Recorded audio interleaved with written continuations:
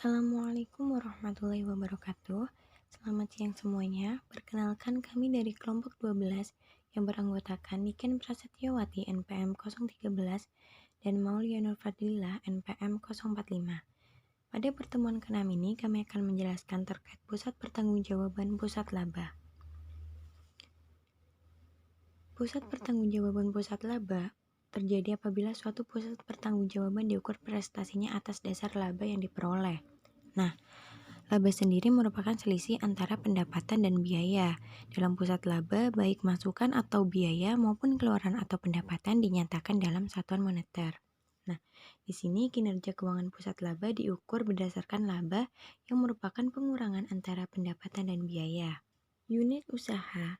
Organisasi fungsional adalah satu tipe organisasi di mana masing-masing fungsi utama perusahaan, yaitu produksi dan pemasaran, dilakukan oleh unit organisasi yang terpisah. Apabila suatu perusahaan memberikan wewenang kepada suatu bagian atau unit usaha untuk menjalankan seluruh aktivitas produksi maupun pemasaran sebuah produk atau lini produk, maka proses inilah disebut dengan proses divisionalisasi. Umumnya, suatu perusahaan membentuk satu divisi atau unit usaha dengan maksud untuk mendelegasikan wewenang yang lebih.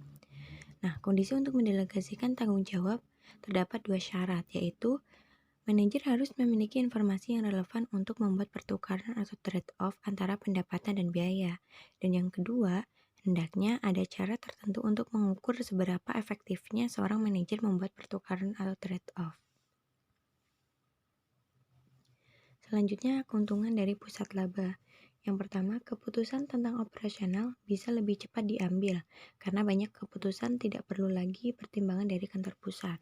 Yang kedua, kualitas keputusan lebih baik karena yang memutuskan adalah orang yang benar-benar mengerti tentang keputusan tersebut. Yang ketiga, manajemen kantor pusat bisa lebih memfokuskan diri pada keputusan yang lebih luas, tidak sekedar keputusan harian saja. Yang keempat, kesadaran laba akan lebih meningkat. Yang kelima, pengukuran prestasi dari suatu divisi bisa lebih diperluas. Yang keenam, manajer divisi lebih bebas berkreasi dan berinisiatif. Yang ketujuh, pusat laba merupakan tempat pelatihan yang baik untuk menjadi seorang manajer yang handal. Yang kedelapan, divisionalisasi memudahkan seorang manajer puncak memperoleh informasi tentang profitabilitas komponen-komponen perusahaan. Dan yang kesembilan, pusat laba dimaksudkan untuk meningkatkan prestasi kompetitif. Selain mempunyai keuntungan, pusat laba juga mempunyai kelemahan.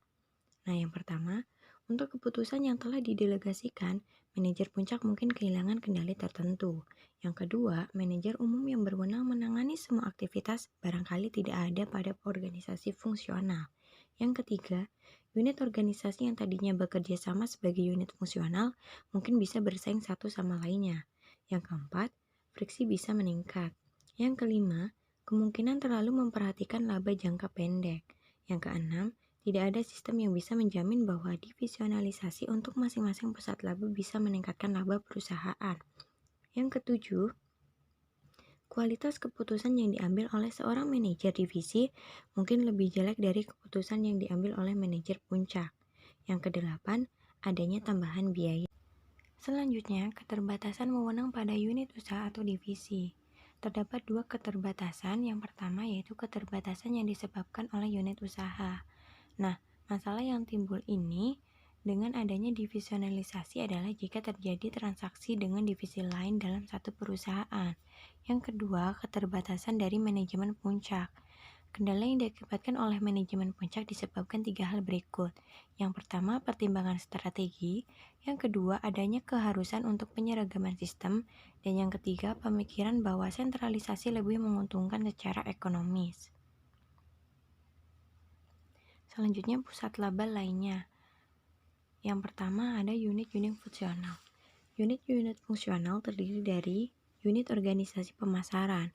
Unit organisasi pemasaran menerima masukan berupa produk jadi dari unit produksi, memproses produk tersebut hingga siap dijual dan mendistribusikannya.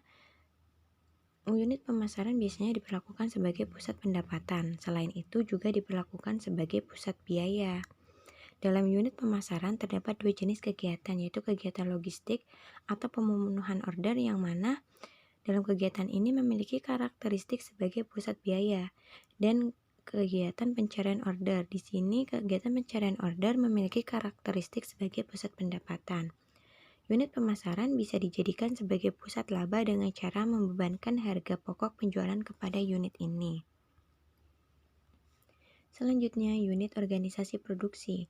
Unit produksi dalam perusahaan manufaktur membutuhkan masukan berupa bahan baku, tenaga kerja langsung, dan overhead pabrik, kemudian memprosesnya untuk menghasilkan keluaran berupa unit produk jadi.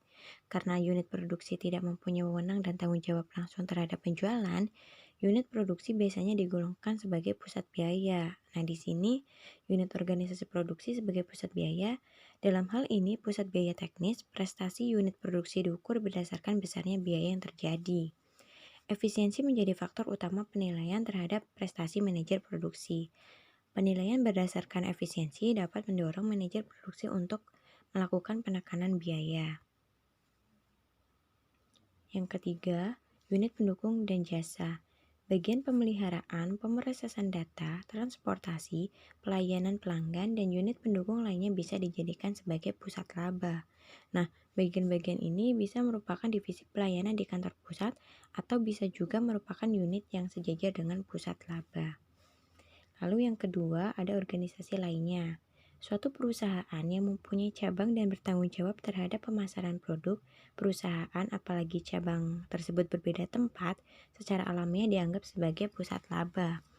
Walaupun manajer cabang tidak melakukan kegiatan produksi, pengukuran prestasinya adalah tingkat laba yang dihasilkan.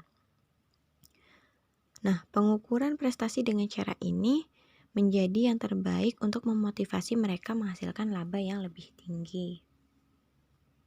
Selanjutnya, pengukuran kinerja pusat.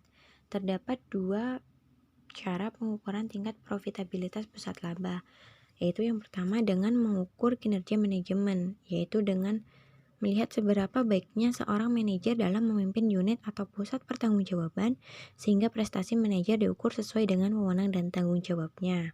Yang kedua dengan mengukur kinerja ekonomi pusat laba, yaitu sejauh mana pusat laba sebagai unit kegiatan ekonomi dapat mencapai atau memenuhi anggaran labanya.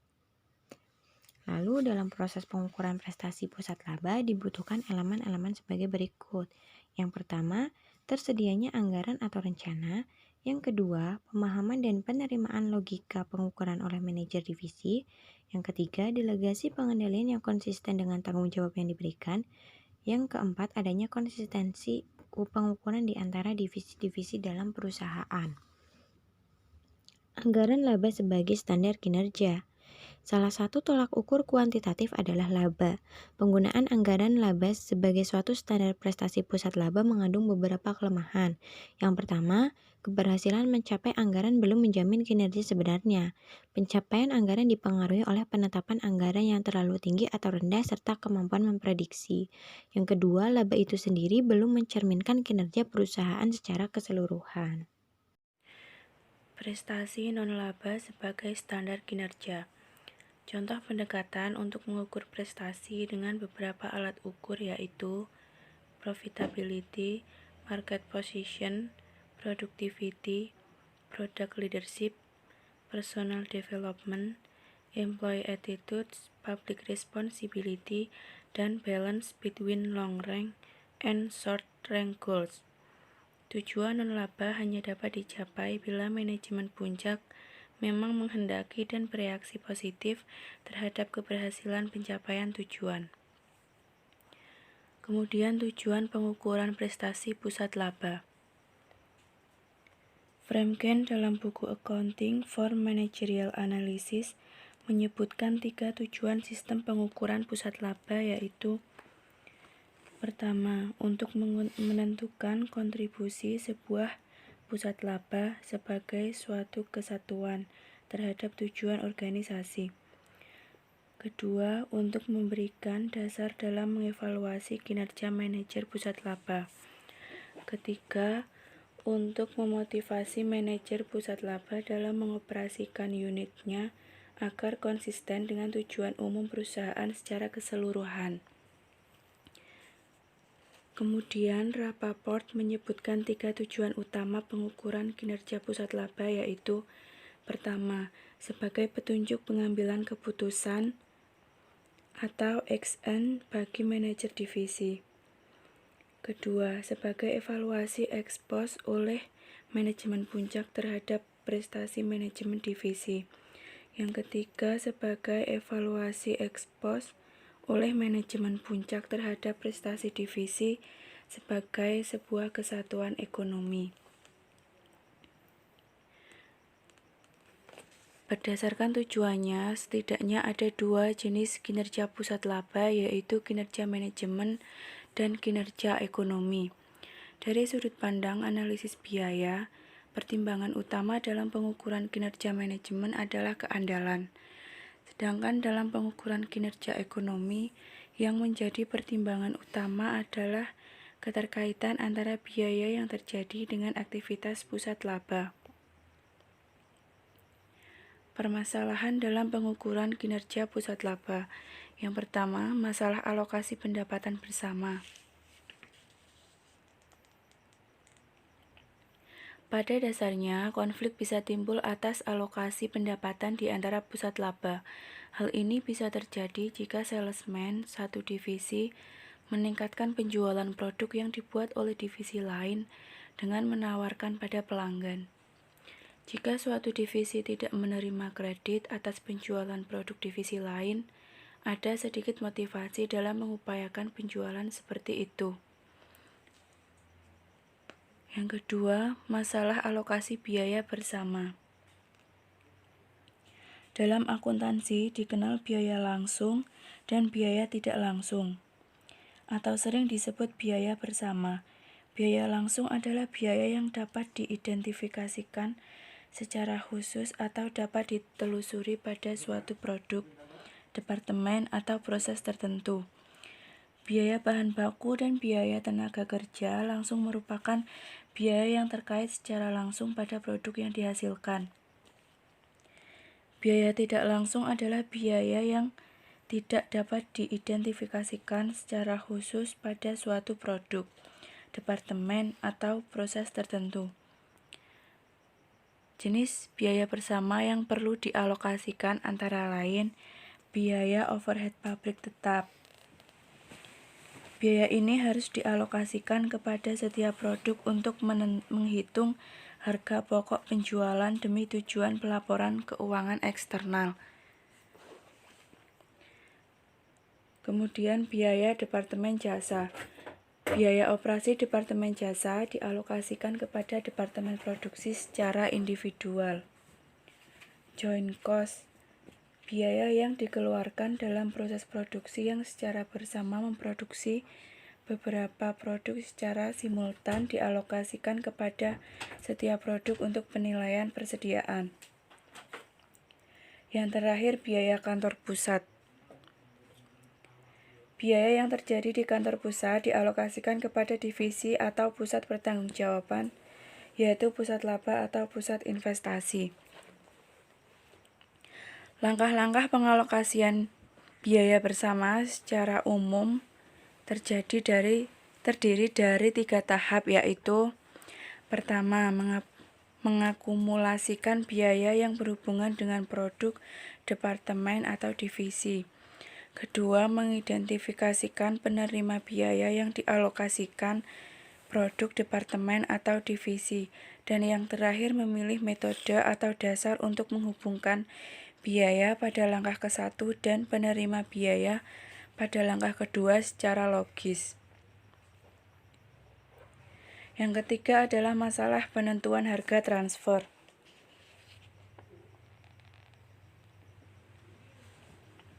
Jika kedua unit, yaitu unit penjual dan unit pembeli diorganisasikan sebagai pusat laba, maka harga transfer yang ditetapkan akan berpengaruh terhadap pendapatan bagi pusat laba penjual dan biaya bagi pusat laba pembeli. Jika harga transfer ditetapkan terlalu besar, maka konsekuensinya bagi divisi pembeli akan dibebani dengan biaya yang terlalu besar dan sebaliknya. Karenanya, harga transfer mempengaruhi tingkat keuntungan bagi kedua divisi, sehingga manajer kedua divisi mempunyai kepentingan bagaimana harga tersebut ditentukan. Dan yang keempat, masalah pemilihan tolok ukur laba. Laba sebagai salah satu alat ukur dalam menilai prestasi pusat laba diharapkan dapat mencerminkan tujuan pengukuran prestasi. Ada 5 konsep laba yang biasa digunakan sebagai dasar untuk menilai prestasi pusat laba berikut ini. Margin kontribusi. Alasan utama penerapan margin kontribusi adalah biaya tetap merupakan biaya yang tidak dapat dikendalikan oleh manajer, sehingga fokus perhatiannya adalah bagaimana memaksimalkan margin kontribusi, yaitu dengan memperbesar jarak antara pendapatan dengan biaya variabel. Laba langsung divisi. Konsep laba ini memasukkan semua biaya yang terjadi ke pusat laba tanpa mempertimbangkan apakah unsur biaya tersebut dapat dikendalikan atau tidak oleh manajer pusat laba. Kemudian yang C, laba terkendali divisi. Biaya kantor pusat dapat dibagi menjadi 2 kategori, terkendali dan tidak terkendali. Biaya yang dimaksud adalah semua biaya yang dapat dikendalikan dan ditelusuri pada divisi yang bersangkutan oleh manajer pusat laba. Biaya-biaya tersebut meliputi biaya tidak langsung, biaya bahan tidak langsung, dan utilitas. Yang D adalah laba sebelum pajak. Dengan cara ini, seluruh biaya overhead kantor pusat dialokasikan kepada pusat laba. Dasar pengalokasian ini menunjukkan jumlah relatif biaya yang terjadi pada masing-masing pusat laba. Tujuan dalam penerapan cara ini adalah untuk menyadarkan kepada manajer pusat laba bahwa biaya yang dialokasikan tersebut untuk mendukung operasional perusahaan secara keseluruhan, sehingga tanpa adanya kontribusi laba dari pusat laba maka perusahaan tidak bisa mengoperasikan perusahaan. Yang terakhir adalah laba bersih. Dengan cara ini, perusahaan mengukur prestasi pusat laba dari jumlah pendapatan bersih sebelum pajak. Laba bersih setelah pajak. Sekian presentasi dari kelompok kami. Apabila ada kesalahan kata, kami mohon maaf yang sebesar-besarnya. Terima kasih. Wassalamualaikum warahmatullahi wabarakatuh.